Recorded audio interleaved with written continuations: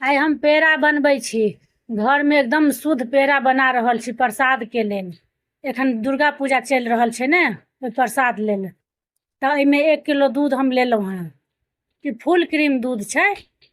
तऽ एहि के पेड़ा बनेबै तऽ नीक हेतै। आब एकरा हम गैस पर चढ़ा दै छियै।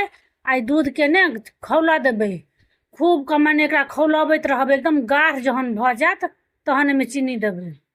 देखियो एकरा खूब के हम जरऽ देलियै दूध के, आब गाढ़ भऽ गेलै दूध। आब एकरा देखियो एकदम खोआ जेना बनि गेलै। तऽ आब एहिमे हम चीनी दै छियै। तऽ 1 किलो दूध में 1 पाव अंदाज चीनी दऽ देबै। तऽ चीनी कमे देबै ने तो बढ़िया रहत, ज्यादा अहाँके मान लिअ खोए के स्वाद आयत। तऽ हम अंदाजे से चीनी में धऽ देलियै। छोट गिलास छै तऽ हम 1.5 गिलास चीनी धऽ देलियै। नहीं 1 पाव चीनी देबै तऽ ओ ठीक रहत अहाँके। अब एहिमे चीनी धऽ देली, एकरा मिलबैत रहबै। एकरा खूब के मिलेबै, कियाकि आब चीनी देलियै तऽ चीनी अहाँके पूरा एहिमे घमतै, तऽ ई अहाँके फेर ई पानि जेना भऽ जायत। तऽ खूब के मिलबैत रहबै, कियाकि लोहिया में पकड़ऽ लागत। मिलबैत मिलबैत इहो फेर गाढ़ भऽ जेतै।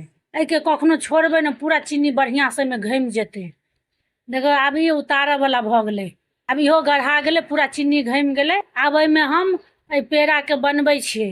अब ई पेड़ा ठंडा गेलै, तब अहिना एकरा गोल गोल बना लेब बढ़िया से। अब देखियो एकरा हम बना देले पूरा नीक से, कते नीक लगै छै पेड़ा। अहिना अहूँ सब बनायब। ई वीडियो यूट्यूब पर देखै छी सब्सक्राइब कऽ देबै, फेसबुक पर देखै छी फॉलो कऽ देबै। धन्यवाद।